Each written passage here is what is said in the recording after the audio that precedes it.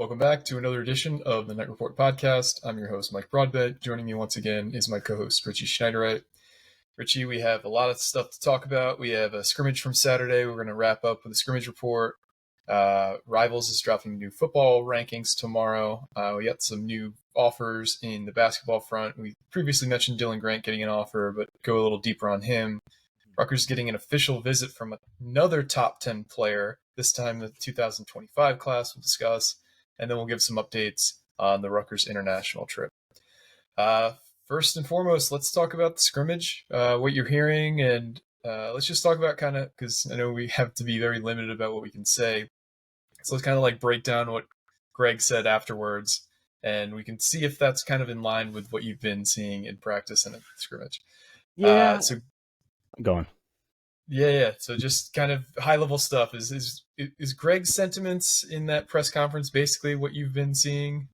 Yeah, a little bit. It's we can only say so much, so it's a little difficult. But he definitely didn't seem too happy in the press conference. And that's kind of what everyone's been saying. It's not just like, I know everyone's saying on the Discord, someone's calling us negative about football, and I'm like, no, just being honest. Like, I'm sorry, I'm not a homer like some of these other beat writers. It's honest, like that's the honest truth right there. But no, like even the Big Ten Network, who's literally paid to hype you guys up, like couldn't even like say much. Like Jerry Gennaro was a little iffy. Now, mind you, he also did an article later on with Fonseca, and he talked a little bit more positively about Gavin Wimsatt. Is there progress at the end of the day? Yes. The question is how much progress. I don't think you're going to go from, what was it last year? 4 wins, 5 wins? I don't even remember. 4 wins, yeah. To all of a sudden 8 wins, like in the very next season. No, I don't think that's a question mark whatsoever. I think it's definitely slowing progress, but it is definitely progress. Like Wimsatt, I don't know how much I can actually say. Wimsatt looks better than what he did last year. Put it like that. I think that's kind of Captain Obvious here. But somebody in the Discord posted a video of the clip from The Office where, you know, Pam's talking about how she's doubled her sales in the last month, and it's like, what'd you go from 1 to 2? She's like, no, from 2 to 4. And that's kind of like how I see the progress right now. It's like he has made progress, but is it so little progress that it like is kind of negligent or not negligent, just kind of not a huge, it's not noticeable, or, you know, because you could obviously see progress in your game, but that doesn't still mean you're ready. Do you think Gavin is going to be a middle of the pack Big Ten quarterback this year, if you had to guess, if you had to put money on it right now? No, not in the slightest, but you guys are all going to judge me for that, and that it is what it is at this point. I'm telling you how I feel. I don't think he's a middle of the pack Big Ten quarterback. Jeez, that is a mouthful. No, but there's also a lot of good quarterbacks in the Big Ten. Like, I think Kyle McCord's a stud. I think, and I mean, it obviously helps when you have offensive line of Ohio State and you have Marvin Harrison, who you can kind of just, here you go, have fun. Like, I can put it anywhere within like 5 feet of that guy, and he's going to catch it. Meanwhile, Rutgers has a totally new wide receiver core too. You lost your top 3 receivers, top 4 receivers. Like Shameen Jones is gone, Sean Ryan's gone, Aaron Cruikshank's gone. 2 of those guys were in the NFL. Are still in NFL technically. Actually, I think Cruikshank got waived the other day, but that's besides the point. And you're not like going from those guys to like anyone significant. Yes, Jaquay Jackson's like was ranked really high by some services out of the portal. Did he have a bunch of offers? Yes. Do I think he's a good player? Yes. But I still think he needs to work on some things as well. The jump from D2 to the Big Ten is still a very, very big jump. Mind you, we saw J.D. DiRenzo make a similar jump. Do we call Sacred Heart D2 kind of? No. That's FCS, Yeah, so it's definitely not as big of a jump, but this is different. Like, this is going to be tough for Jaquay Jackson to make that jump and make that leap. On top of that, the other receivers, you have Nassim Brantley who came in. He came in coming in off a broken foot. Sean Bauman. He's also coming in from a lower level, FCS Western Illinois. Yeah. Sean Bauman, who put up 360 yards last year from Maine.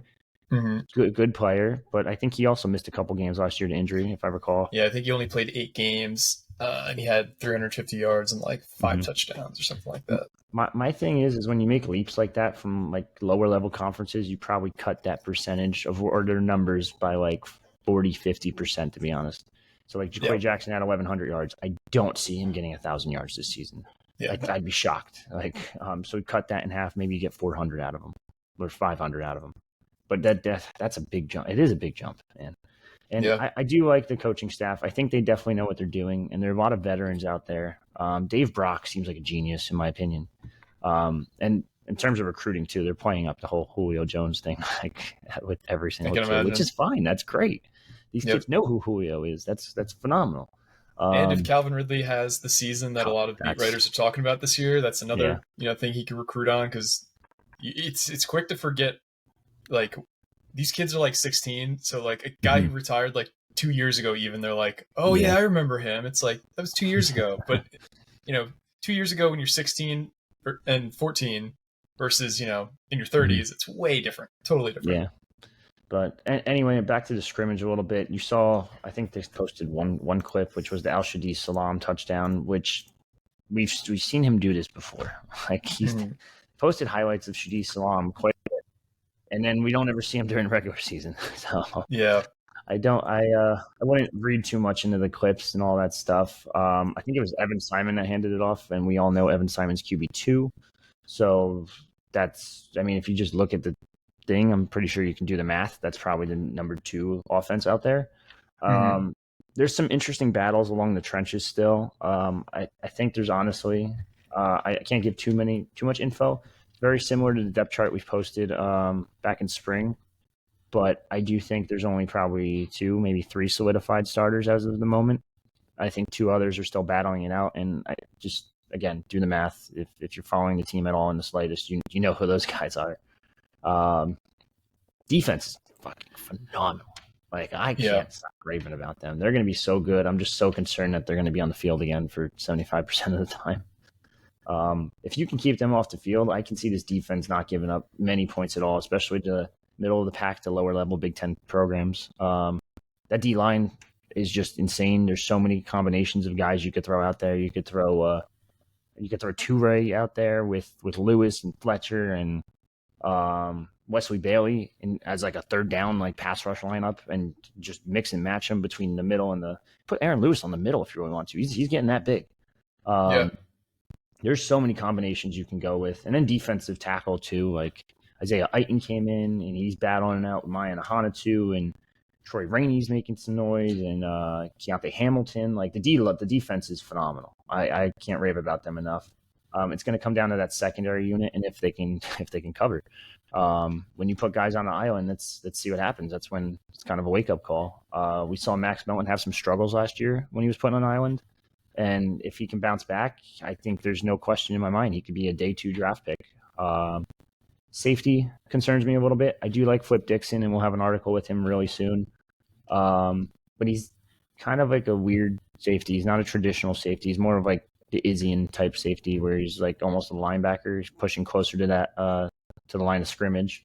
Shaquan Loyal looks pretty good. Igmanosin looks pretty good. It's going to come down to those guys. It's going to come down to that secondary, because I trust that defensive line with my life. The linebacker core is a lot better and healthy for a change, so that definitely helps. Toure's getting some run back there too. He's going back and forth, which we've already mentioned before, and I like this defense. It's just a matter of keeping him off the field. So I'll wait and see if that can happen or not. Yeah, no, all of what you said is fair. You kind of covered a lot there. I do want to take it back a little bit to the offense, starting with Gavin Wimsatt. Gavin Wimsatt, we've talked about him a lot. He's a 44% career completion percentage guy. He wasn't ready the last 2 years, and he was thrust into action. Dude is still 19 years old. He doesn't turn 20 until September. Yeah. We are one of the only programs in the Big Ten that consistently plays quarterbacks and players in general before they're ready. Like, it's a long-standing tradition between, Gavin Wimsatt, Art Sitkowski, Tom Savage played probably before he was ready. Mm-hmm. Mike Teal played before he was ready. This is just a thing Greg does. With the advent of the transfer portal, I do think that moving forward, if Gavin doesn't succeed, and we all want him to succeed, nobody wants to see the guy fail. Everybody likes Gavin. He's got Mhm. tremendous physical potential. He's got a great arm. He's got great mobility. He's got the size you want. But if he doesn't put it together, I think we do have to kind of change how we construct the quarterback room. We need veteran guys leading the room. Let those young guys develop. You honestly shouldn't, unless he's like a Quinn Ewers type. You shouldn't be playing these guys at the Power 5 level until they're in their redshirt sophomore season. Like, these guys need seasoning. They need to understand the offense. Like, Gavin's, being thrust into a new offense now. He should be he is a redshirt freshman, but he should only be in his second year, and he's in his third. But if you look around the Big Ten, take a guess at how many quarterbacks in the Big Ten out of 14 teams are projected to start a transfer quarterback this year. That's what I was just doing over here. So I know. Mm-hmm. It's definitely, it's 8, correct? It's 8 out of the 14 teams. So that goes along the trends. I believe that in the Power 5, 62% of the projected starting quarterbacks this year are transfers. That's just the way it is, guys. Rutgers didn't show any interest in transfer portal quarterbacks this offseason. And if Gavin fails, that's not on Gavin. That's on the coaching staff, because they did not assess the position room properly. And so I just want to put it out there. Nobody's rooting for Gavin to fail. And if he does fail, it's not his fault. He wasn't ready. He's 19 years old, and he's in his second season starting at the Power 5 level. He would have started most of last year had he not gotten hurt. But I just want to put that out there first and foremost. Yeah. Secondly, no, go on. We've had like a lot of shuffling on the offensive line, and that concerns me. Like, last year, you had Holland Pierce on the right side at tackle. You had Curtis Dunlap on the right side at right guard. Obviously, Ireland Brown was the center. We lost Shivani, and we lost... no, Shivani's still there. Or not Shivani. We lost Dorenzo, and we lost the right tackle. Who was the left tackle from last year? Willie Tyler, that's right. He transferred out. So now we're shifting those guys from the right side to the left side, and you got 2 position battles at the other 2 offensive line spots. It sounds like Pierce, Dunlap, and Ireland Brown are pretty locked in from left to right. And then you have Asamoah and you have Shivani battling it out for right guard. And you got Kamar Missouri and you got Tyler Needham battling it out at right tackle. Offensive line-wise, how do you feel about the offensive line as a whole? Do you think it'll be better or worse than last year based on everything you've seen so far? I mean, you lost 2 starters and you didn't really replace them. Again, this is kind of on the portal type thing. Like, I thought you were crazy for not at least getting a guard. I didn't even think Dunlap was that good last year. Nope. I thought he struggled. There were times where he was literally doing 180s on the field. Yep. That is the worst possible thing for a lineman. I don't think Dunlap's ever going to live up to his potential, and you can blame the injury if you want, and that might be the factor. Because, I mean, an Achilles injury for someone that's 350, 360, he might be 340 now, listed. It's not good. It's never going to be good for someone, and you're probably never going to recover from something like that. Which it is what it is. But anyway, I just don't see this line being better than last year. Like, I love Holland Pierce. I think he's a stud.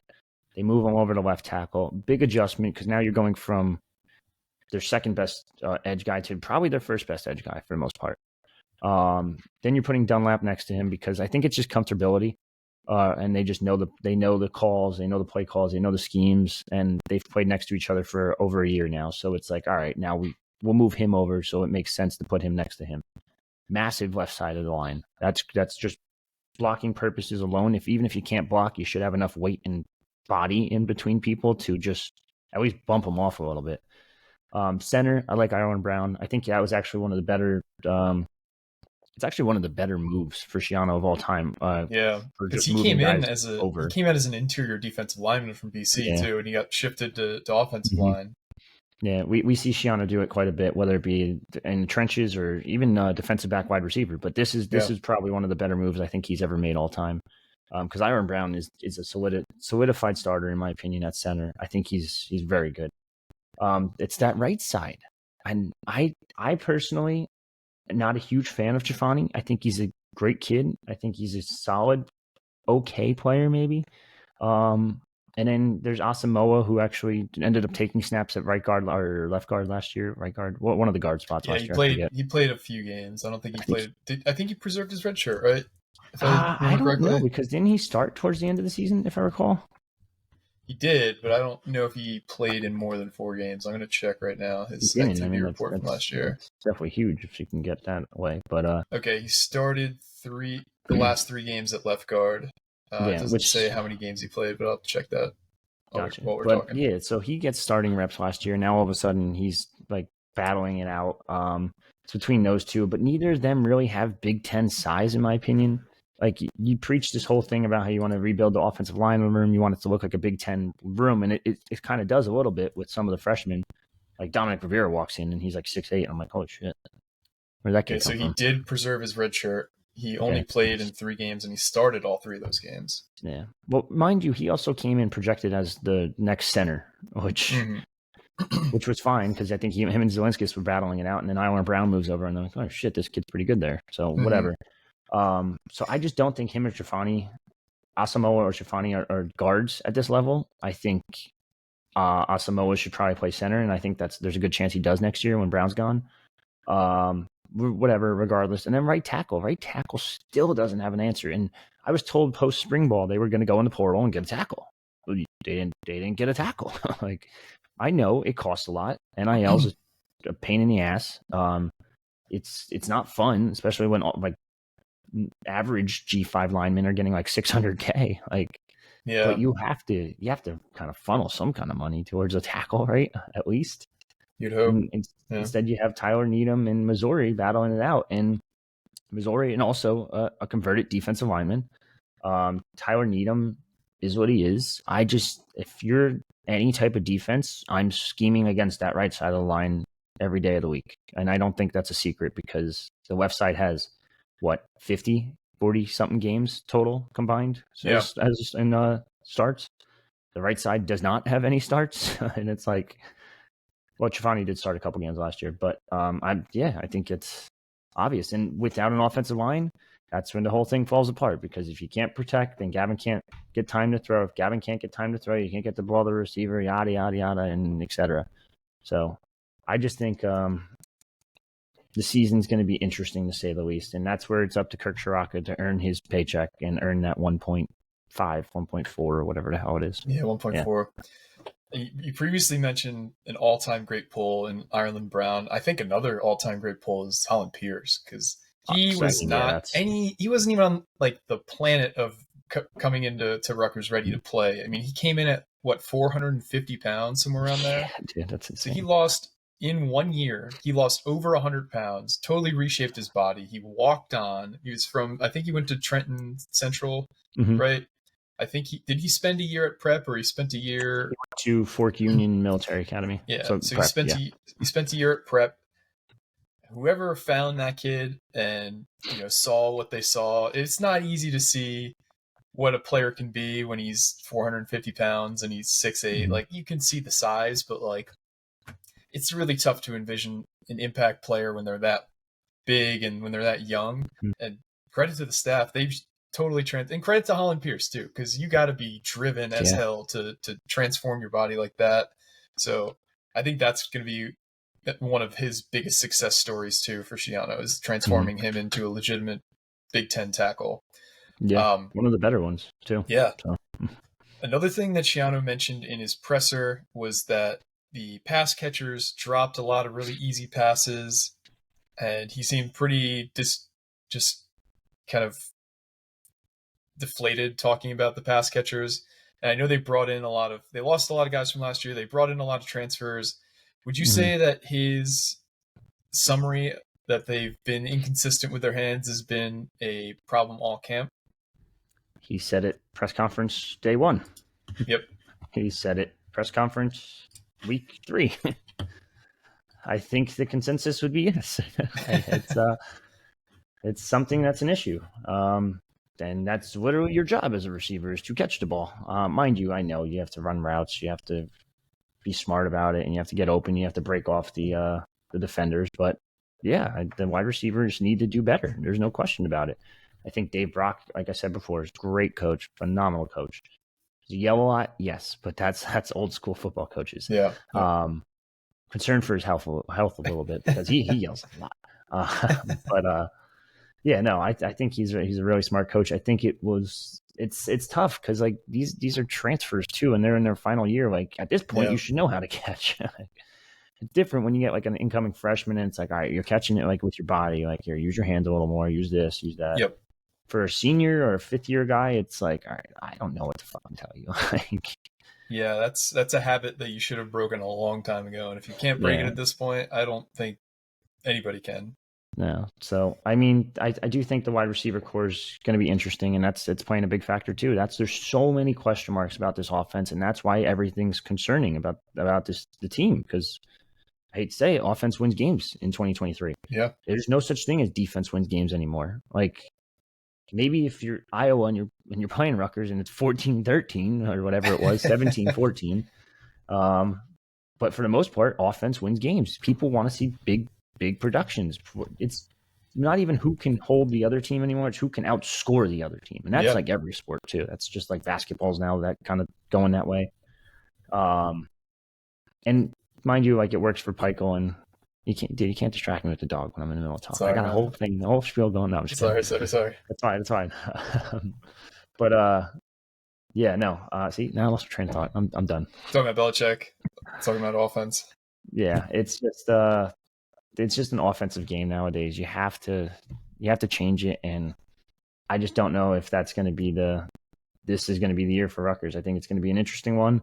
I think 4.5 over/under is interesting. I think this game one is going to tell us a lot about this team, because not only are you fighting, one of your winnable games, first off, like right off the bat, you're also going against a team that has some weird turmoil going on. So either they rally behind it and they're going to get a bowl game, or they don't, and they're one of the worst teams in the country again. So we'll see. Yeah.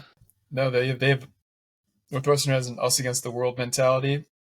Mm-hmm. They've got Pat Fitzgerald's old number on their shirts that are in training camp.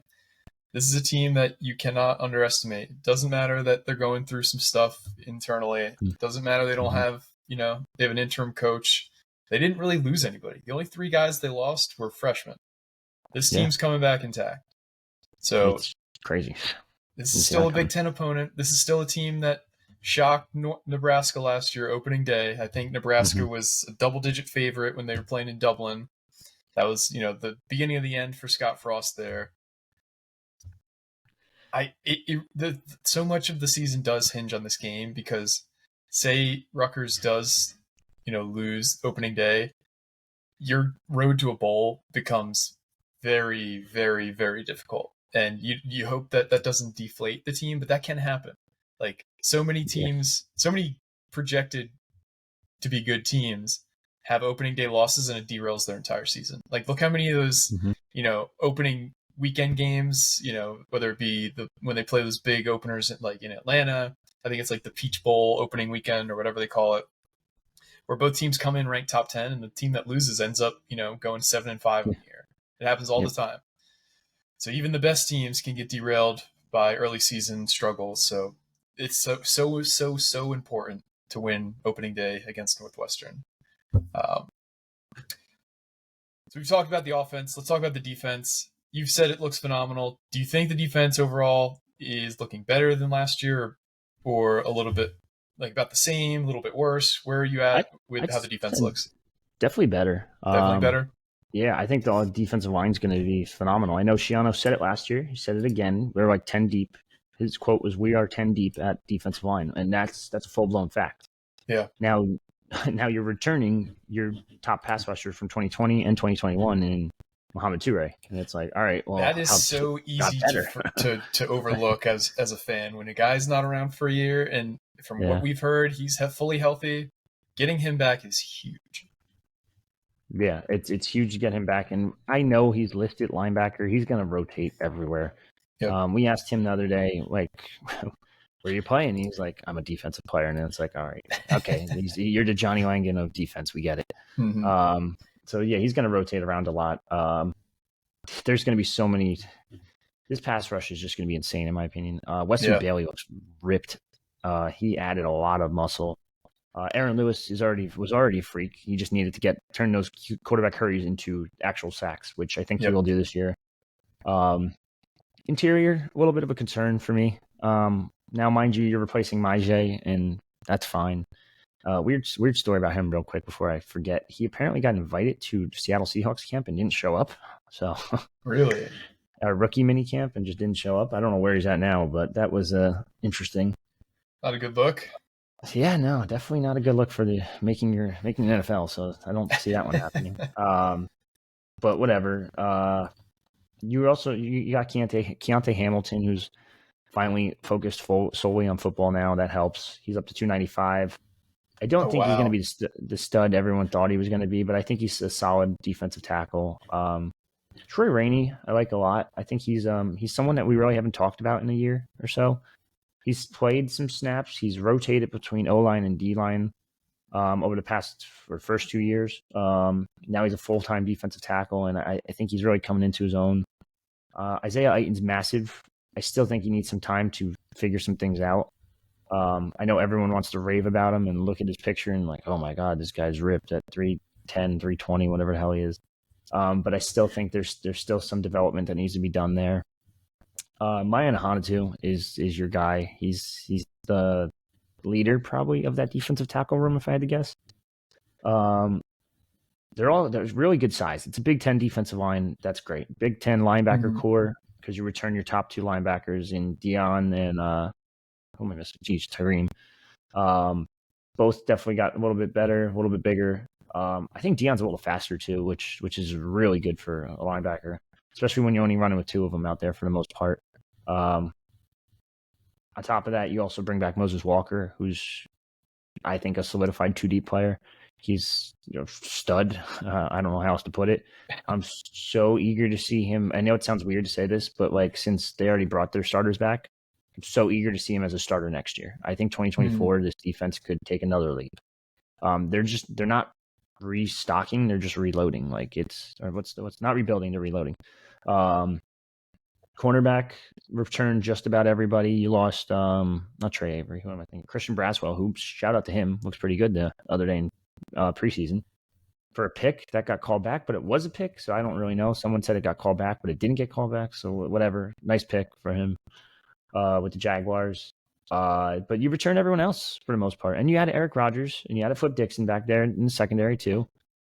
I think this is going to be a really good team. Now you're missing Isian, who's apparently a starter now for the Tampa Bay Bucks. That's wild. Yeah, if you guys haven't been following what's going on in Bucks camp, Bucks aren't going to be a very good team this year, but Christian Isian is projected, and this is from Todd Bowles, head coach. He said that he's the front runner to start at nickelback for them this year. Huge. Undrafted free agent. You go to Rutgers, and this is a PSA to all defensive back recruits out there. If you want to make the NFL, there is no better coach in college football to prepare you for that than Greg Schiano. Yeah.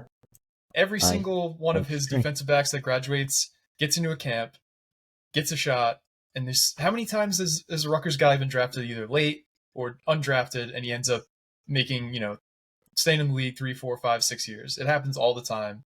And then you have the top guys, obviously, who spent 10 plus years in the league, in Logan Ryan, the McCourty brothers. Like, they're well documented. Mm-hmm. Even a guy like Deron Harmon's still in the NFL, and he graduated 2013. Yeah, he's in there. Logan Ryan, they're free agents, mind you, but Avery Young, who got cut pretty quickly by the 49ers, got re-signed immediately by the Bucks. So, mind you, Todd Bowles, obviously a nice little connection there because his son plays for Rutgers. Yep. So they definitely are pretty close between Schiano and him. And just Trey Avery looked great last year, and he was undrafted. Christian Braswell's basically doing what Trey Avery did last year and just killing it preseason. Like, it is kind of insane how much they produce defensive backs and such a quiet level because no one really talks about it. Like, the McCourty twins everyone talked about. But other than that, like, there's a long list. Like, it's kind of insane. But I think that this defensive back unit, and then honestly, they're probably going to add another defensive back to the NFL soon in Max Melton. So it's definitely this defense, the dark side as they call it, is it's going to be good. It's going to be really good. I just don't know if it's enough to legitimately win them games because, like I said before, it's offense wins games, and it's going to be interesting to see how much they're on the field this season. Definitely. Man, it's tough because I do feel so good about the defense, but I'm so concerned about the offense right now that you just gotta hope they're not going to last. They have more depth on defense than they did last year, which should help with what Joe Harry-Simiak called like the the evaporation late season that they had in terms of injuries, and they were on the field for 35, 40 minutes a game every game, so you can't really sustain that over the course of a season. So it makes sense that they waned. But more to come. We'll have more from practice and from the next scrimmage, which is this Saturday, as we go on. Yeah, practice Thursday, scrimmage Saturday. I'm trying to remember. Yep. Jeez. Let's pivot to basketball, though. So obviously, we talked about this last week, but Rutgers offered a new 2024 player last week, and Dylan Grant from Michigan. Yeah. Have you heard anything else regarding him? Because it sounds like we also are getting a high-profile visit from one of his AAU teammates, which we'll kind of pivot into after this. Yes, so no, I haven't really heard anything, but it's kind of weird because they're not in the country, so it's hard to really hear anything. Yeah. They're not really focused on recruiting whatsoever. They're not even focused. I shouldn't say they're not focused, but they're not really focused on the games either that they're playing. Which they have 2 more coming up against Portugal this week. In Portugal this week, I should say. But no, it's relatively quiet. He is a really good player, actually. I kind of like him. I think he's an interesting fit. He's definitely not 4-star. He's a legitimate 3-star. He's nothing crazy. But he's pretty explosive. Pretty solid on defense. Can kind of guard multiple positions as that 6'7", 200-pound wing type. Compared to Bryce Dortch, this kid's more of a 3, I would say, and Bryce Dortch is more of a 4 at the next level. But he's just freaky athletic. He's really good. He plays above the rim, similar style to Ace Bailey type. So they wouldn't be on the court probably at the same time, although Ace could kind of play multiple positions as well, so maybe they could be at the court. Quick player, transition transition dunker. Jesus. There's a thrill factor. We wrote everything about it. Zach kind of covered his entire offensive portfolio in our article yesterday. So shout out to him, but he seems like just a really good player, and such another solid piece, because you can't just build for this 2024 roster, and Pikel's kind of building for the future as well with potentially guys like Dylan Grant, like Bryce Dortch, Lathan Somerville, who aren't 1-and-done types, but potentially 2, 3, 4-and-done types. So I think this would be a good player. I just think it's going to be relatively quiet until they get back, and then when they get back, we might hear some news about a certain Dylan, and then when maybe a little bit later, they might have some news about another Dylan. So. Yeah. Speaking of the first Dylan you're talking about, Dylan Harper, we talked about the Under Armour Elite 24 game that he was participating in this past weekend. Mm-hmm. Unfortunately, they experienced a lot of weather problems there, so they played it outdoors in Atlanta in the middle of the summer, which if you've ever been down there, it rains a lot down there in the summer. Rains a lot down there, period, but so they experienced pretty heavy rainfall, so they had to cover the court, and then they took the tarp off. They delayed it over an hour. They dried the court off, but kids were slipping left and right. And so what they ended up doing was they called the game, I think, with 4 minutes left in the first half. So Dylan, it really impressed me. Some of he played probably like 8 minutes. He was very decisive with his drives, and he has a really high basketball IQ. You could tell that he's been playing with his older brother and his older brother's friends for a while, because when you're undersized, not that he is undersized, but when you are younger, you kind of have to be smarter than the bigger guys. And so he always made the right pass. He took shots when he had them wide open. Like, he had a really nice turnaround fadeaway from the top of the key at the beginning of the game. Ace, I thought, looked good too. He started the game off. He had the first points of the game. He had a putback dunk. Then he had the first 2 rebounds of the game. Then he had an assist early on in the game. You could just tell he does whatever he wants on the court, Ace Bailey. So I thought they looked good there. And we're still waiting. They haven't announced. There's no information out there about when he's potentially deciding, but from everything we've heard, it's going to be soon. So that's the Dylan Harper update for the pod, unless you had anything else. Yes, they will also be playing together this weekend right. at Yep. Rucker Park at Slam something Jam New York. I don't know what the fuck it is. It's a Slam magazine Yeah, Slam event. Slam Hoops is having an event. They do it every year, I think, where they have a Mhm. bunch of the top high school players in the country play at Rucker Park. Unsure of the time, but that will be this Saturday, the 19th. So if you're, don't have anything to do and you just want to hang out at Rucker Park until that game happens, I know there will be some people there planning to be there potentially, who are Rutgers fans. So show Oh, out I'm if you're sure. free this Yeah. weekend. Yeah, I'm trying to get a media credential, but they don't answer their emails, so I don't really know Really? what to do there. I know several actually Rutgers beat writers, and by several I mean me and Fonz, have been trying to get credentialed, but this place is just like the worst run media credential thing ever. Like they don't even tell you what time it starts Yeah, that's lame. online. Like it is rough. It's they need to do some work there. But yeah, so we'll see how that goes on Saturday. That'd be kind of cool to announce at Rutgers That would be the king of New York for the day. Um, or the next year. or the next year. That's true. I imagine we're probably going to have an MSG game in 24-25 with the roster it's looking like we're going to have. But I'd be shocked if like UCLA didn't want to play there or someone else. Yep. Let's talk about another 5-star that we teased. Rutgers, we had previously talked about being in with it for Trey McKenney, who is a class of 2025 player. Rivals currently has him ranked number 10 overall. He's a member of the Family AAU program, which, if that sounds familiar, is the program that Marlon Williamson, the new assistant coach for the basketball team, used to run for several. I think he ran it for almost a decade. So he's very, very close to that. The people who run that program, the players in that program. Trey McKenney's going to take a visit to Rutgers, I believe, in October, if I remember correctly. Mm-hmm. So he's October 13th. October 13th. So he's locked in an official visit. He's also got official visits locked in for Ole Miss, Missouri, and Georgetown. Mm-hmm. Seems like a pretty weird group of schools for a top 10 kid. No true blue bloods in that list. What do Does you? it though? Does it though? Yeah, I mean, there's something in common those schools have, but and it starts with an S with this line going through the middle of it. But what are you hearing on Trey McKenney? Do you think Rutgers has a good chance here? I do actually. I know Coach Smoke has been pushing very hard. I know he obviously got his first commit the other day in Jeremiah Williams.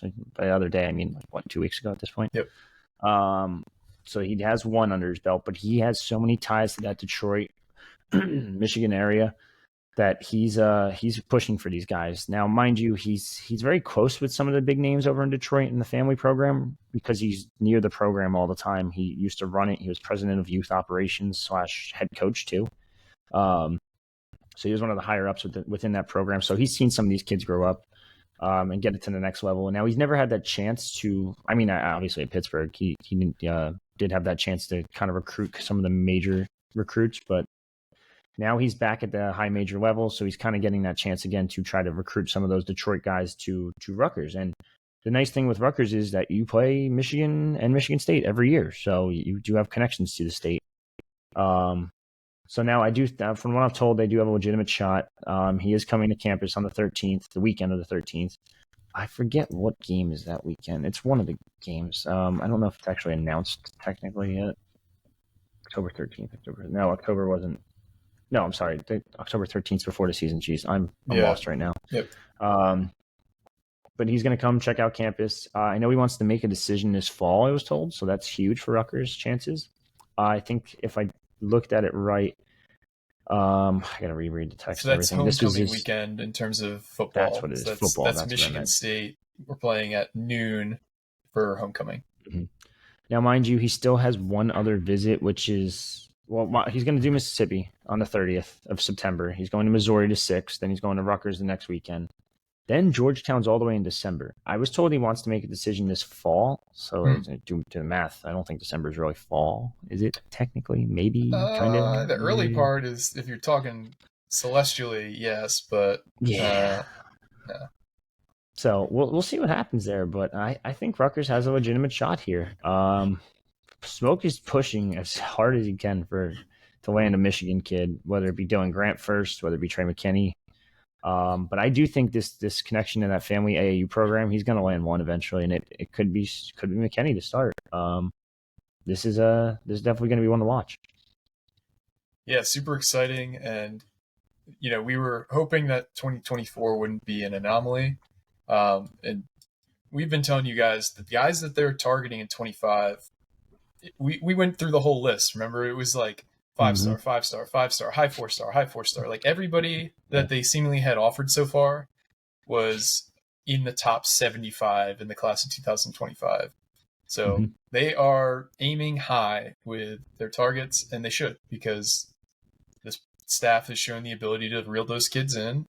And why change the formula? It's on an upward trajectory. Keep that thing going up. I don't know when this happened, but this is for regards to 2024. But I'm gonna share my screen real quick. Okay. When did Dylan Grant go to campus? Interesting. I don't 2 days know. ago. But I mean, if you go through the photos, there's obviously no pictures of. I don't know if anyone's reported that yet. We might have just reported it now. Yeah. So apparently Dylan Grant was on campus recently. So he picked up an offer on August 9th, which obviously was last week? Yeah, but they were gone by then. They left that day, didn't they? Yeah, they left, I believe, on the 8th. Interesting. Is anyone sitting back at home? I can't imagine they want to have kids visit with none of the staff being there. Yeah, that's definitely, unless he visited the day before they left. I don't know. I'm looking now, trying to see the pictures and see if the whole staff is there or not. I know Brandon Knight, TJ, and Marlon are obviously there. That's definitely an interesting one. I don't really know.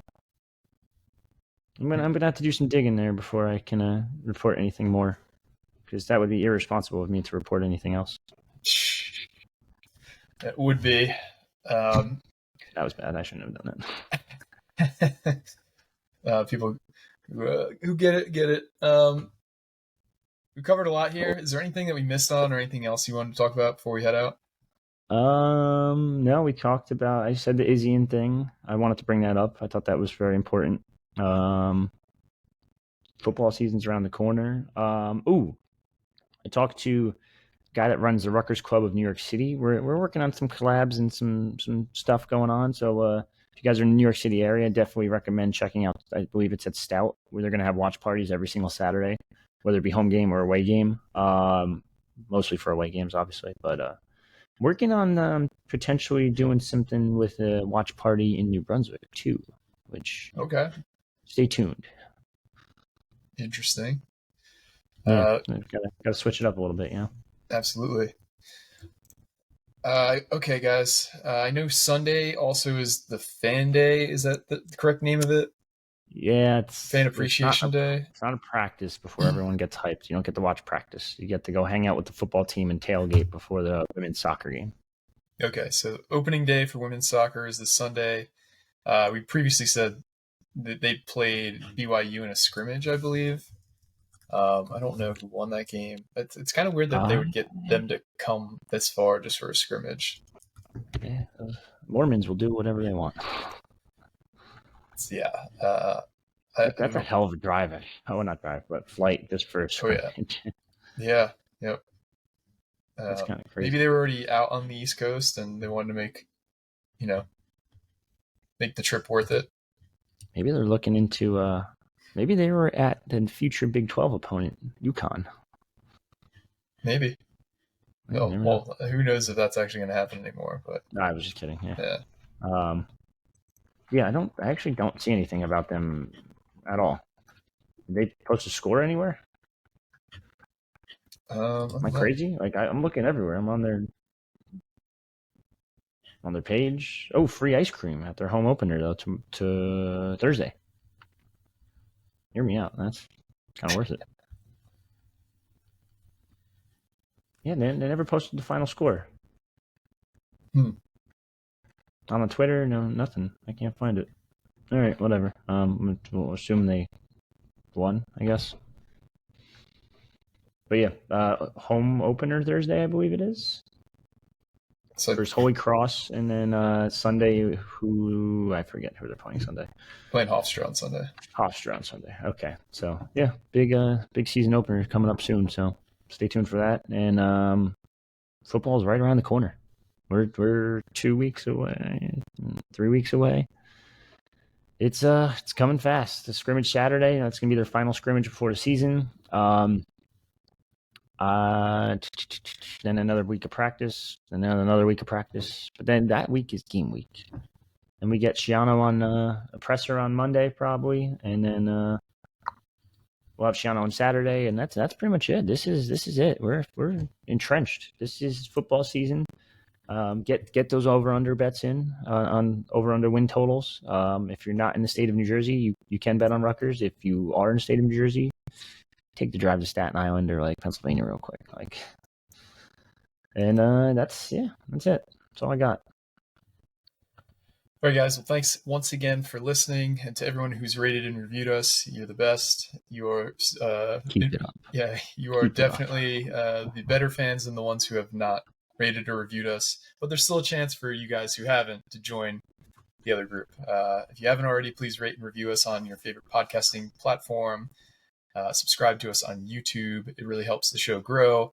And I feel like this season is going to be the biggest we've ever done. I don't think that's really saying much.